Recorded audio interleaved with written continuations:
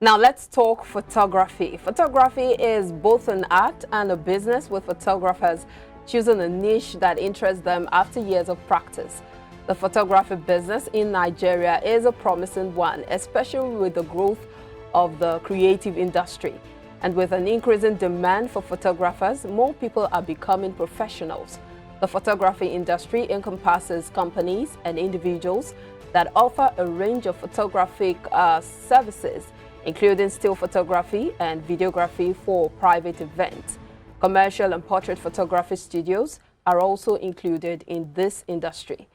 Now, according to the Outlook report, the industry is expected to grow at a compound annual growth rate of 7.4% during the forecast period.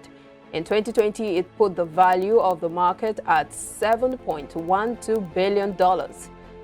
Now let's take a look at Nigeria's photography industry, the growth and market potential. Joining me to discuss this is Joshua Essien, Creative Director, IMC Photography Studio.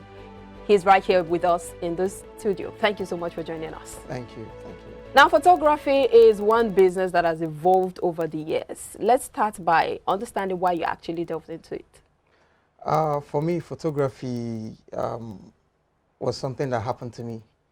I've always had eyes for creative images, and I was surrounded by people who were doing this over time, but I had no interest. Is it a family thing? No, it wasn't. I was only appreciating these guys for doing what they were doing, but I didn't know I was going to be, doing it myself. And then way back after school, gradually I started falling in love with what I was doing. Did you study anything related to photography? No, I am actually a linguist. Such emphatic no. Yeah, I studied linguistics, speak a few languages. So how many languages do you speak? About 5.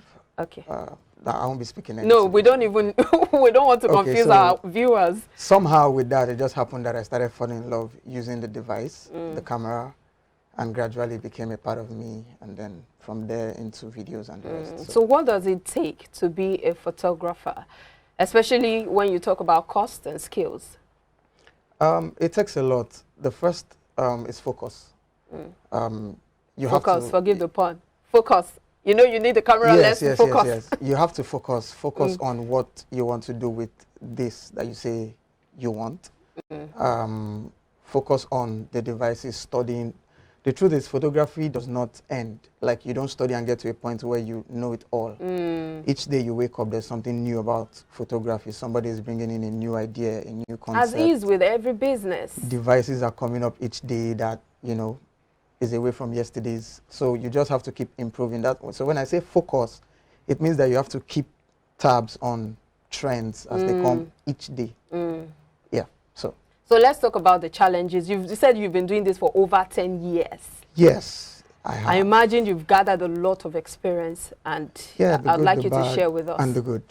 Good experiences, yes, meeting people, working for brands, giving out your creativity, being forced to level up, with trends. Trends and your competitors around you.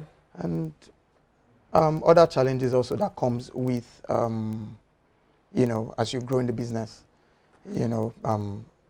client base, how you manage them, finances, equipment, costs of production. And what's the cost of production like? How much do you spend for every shoot? I know it depends on the shoot, but for the average shoot. For the sake of my colleagues, I wouldn't want to spill that now. So okay.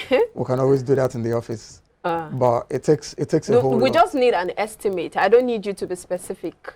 It depends. It's really not it's not a closely related figure. It depends on what you're doing part-time. If you're focusing on one person for a shoot, it's different from what you're going to be doing for your costing when you're doing a rundown of events.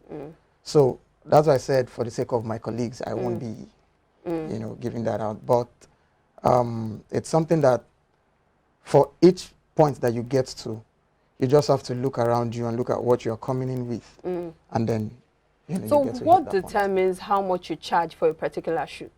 First of all, the concept behind it, the product or whoever it is I'm going to be focusing on, locations, what is needed, the kind of equipment I will be Location. using. Why does location come into that?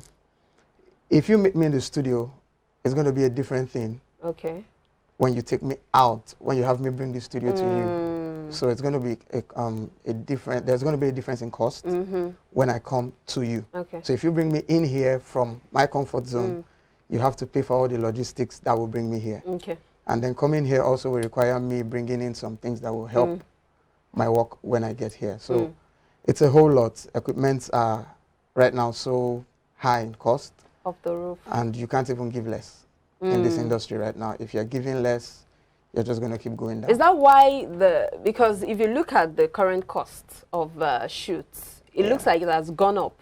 Yes, because now there's, initially when you're a photographer, they look at you like You're just you're just fun. doing the lowest form of jobs in town. But over time, you know, we grew into this point where we are now in high demand. So for everything that needs to be documented right now, you need a photographer. For every sector, everything you see online, everything you see on TV, there's always a touch of photography in it. So, I mean, some things that have happened in Nigeria as a country that we now have in the archives, these were actually, you know, captured by, you know, photographers of different levels. But in all, we've been able to, you know, build this capacity and build this memory where we can always go back to say, okay, at this point, this happened in history of our nation, and we're able to capture it. So you talked about trends earlier. What's trending in photography recently? What's trending in photography recently now? There are different parts, but I think for photography now, what's trending now is editing. Editing. Yes, and then how you project your image finally. Has editing not been a part of photography ever since? Yes, it has, but editing right now is on another level. So I can just shoot something plain right now and bring every other thing that was not here into it. So change the background. Yes, so those trends are here now, and you just have to keep up with it. So if you're not doing it right now, just go and learn it, because in a matter of time, your skill is going to matter than your resume. So setting up a studio, run us through the process. What are the main gadgets that you need, and what's the cost implication? Wow. Okay, studio space, generally your cameras, your lights.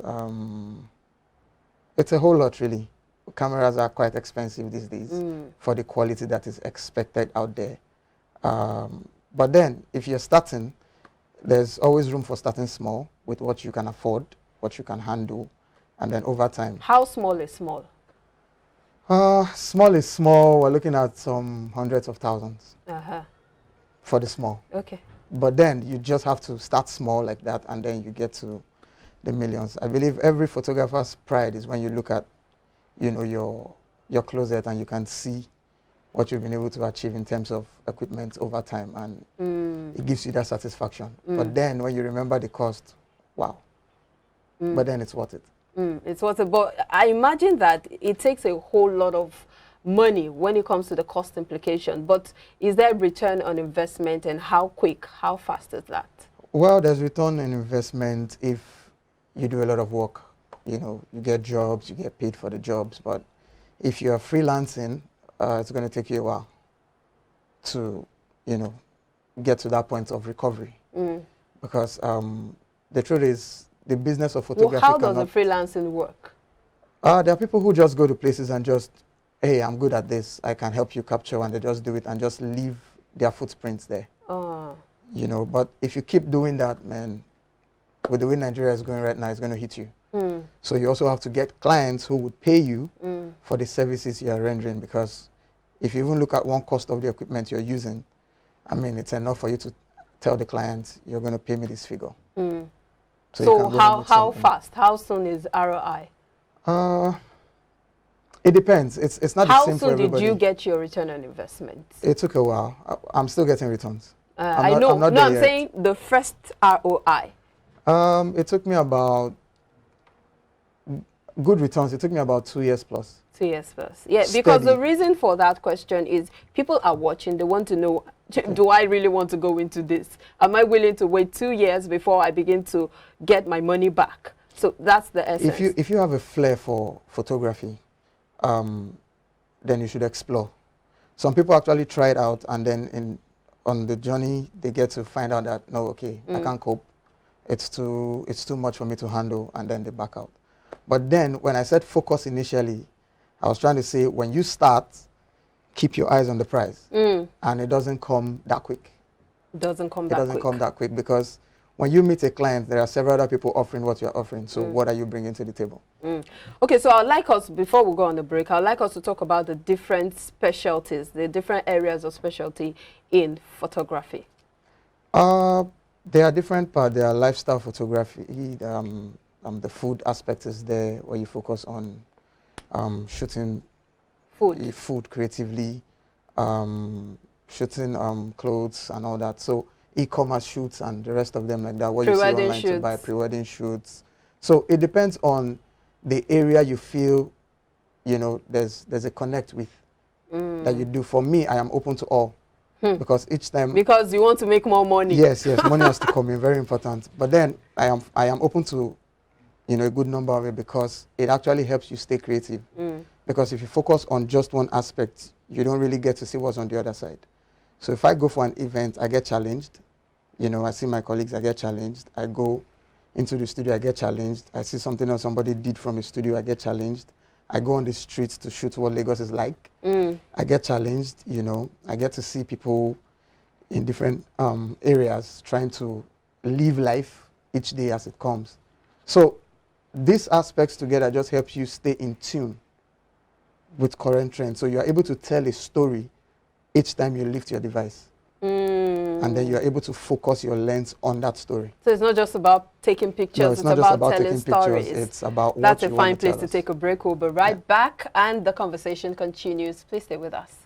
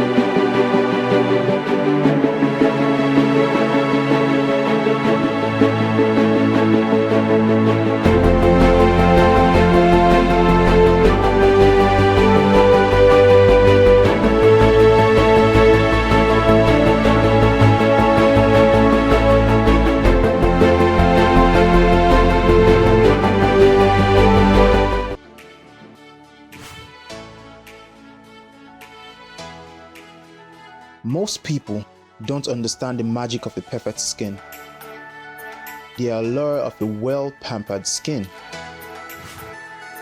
We bounce from skincare products to skincare products, from spa to spa.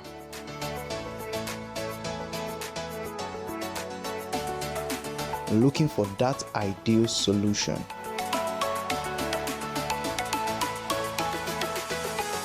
I found the solution.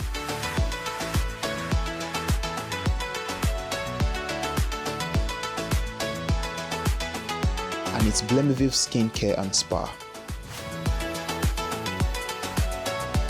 My name is Neil, and I'm proud to be a part of the Blemiville family.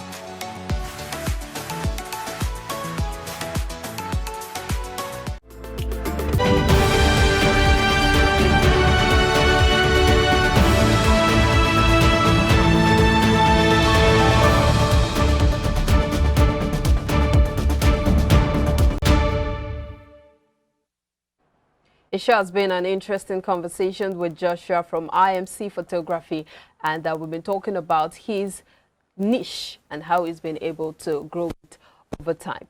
Now, let's talk about the demand for photography in Nigeria. You talked about how earlier you said the demand is.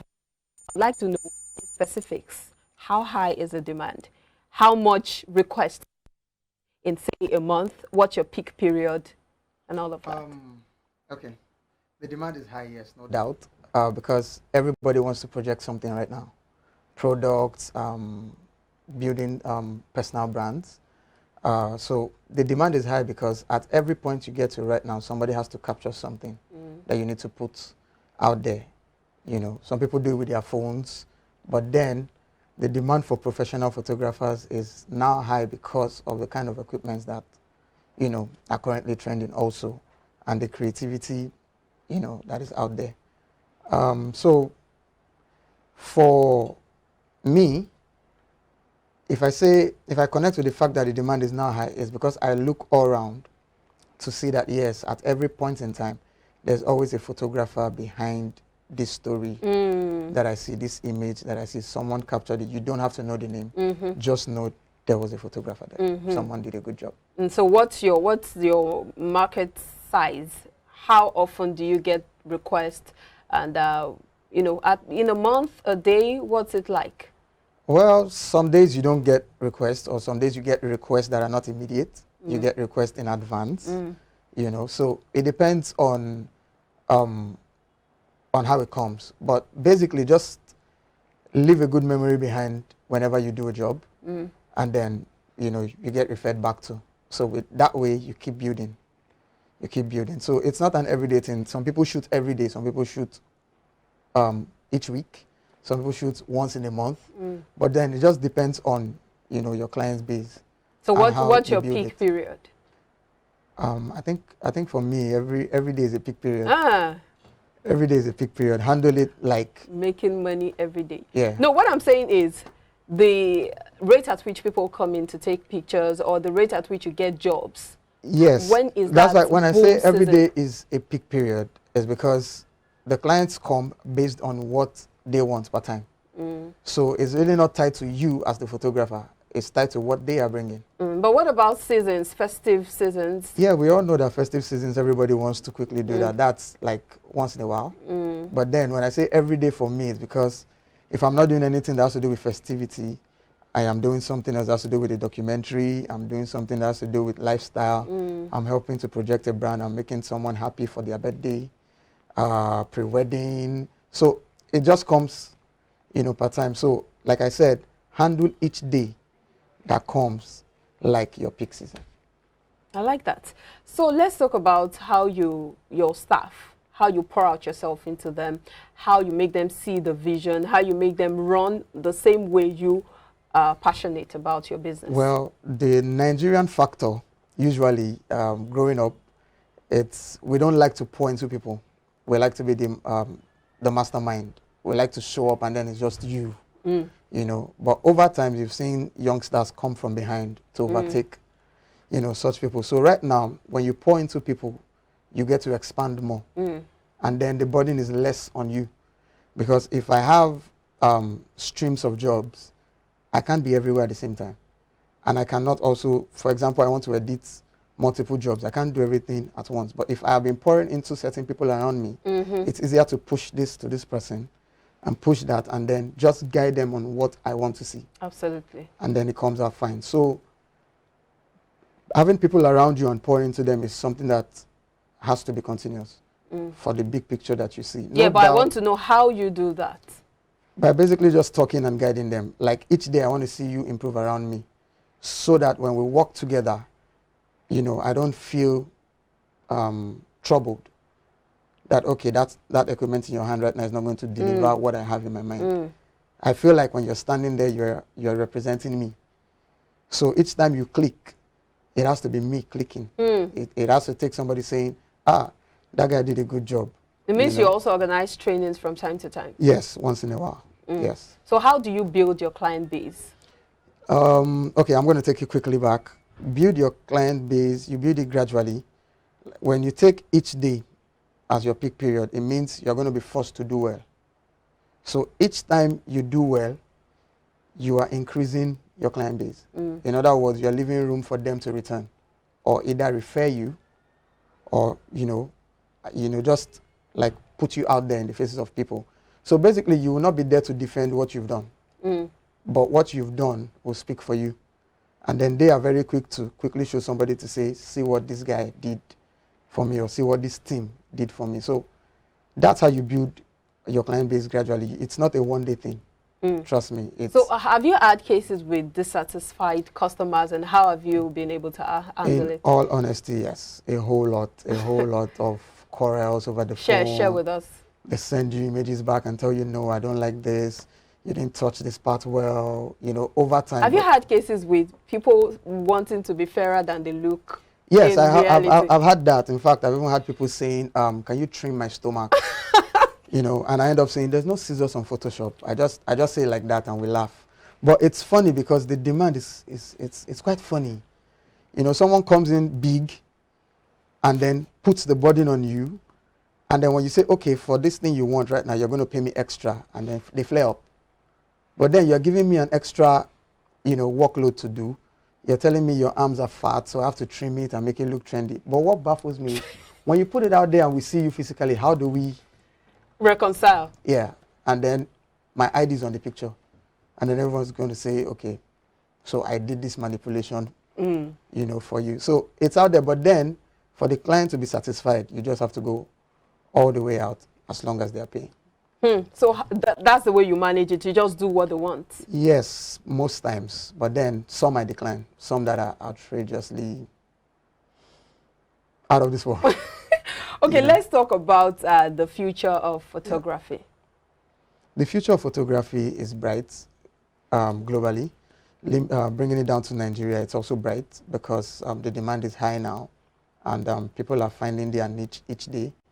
And then the creative space is opening up even more.